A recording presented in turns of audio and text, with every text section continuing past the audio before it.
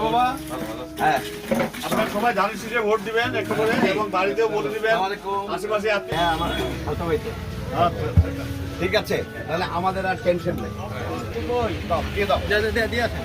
রাস্তা একটা হবে না? দিয়ে চলে যাবো। দোয়া করবেন আমাদের জন্য। ধানের শীষের পক্ষ থেকে ভোট চাইলাম। ভোট দিব কিসে ধানের শীষে। আমরা এখানে সবাই মিলে ঠাকুরগাঁও রিভারভিউ হাই স্কুল থেকে একদম পুরো রাস্তা সত্যপীর ব্রিজ পর্যন্ত আমরা রাস্তার দুপাশে ধানের শীষের ক্যাম্পেইনের জন্য আলমগীর সাহেবের পক্ষে আমরা ক্যাম্পেইন শুরু করেছি। আজকে এটা অফিসিয়ালি এবং আনুষ্ঠানিকভাবে আমরা ধানের শীষের ক্যাম্পেইন এখান থেকেই শুরু করলাম। আমরা নির্বাচন আচরণবিধির ব্যাপারে ততটুকুই সচেতন একজন রাজনৈতিক দলের পক্ষে যতটুকু সচেতন হওয়া উচিত, কিন্তু অন্য রাজনৈতিক দলদের কাছে আমার আহ্বান থাকবে তারা যেন সচেতন হন।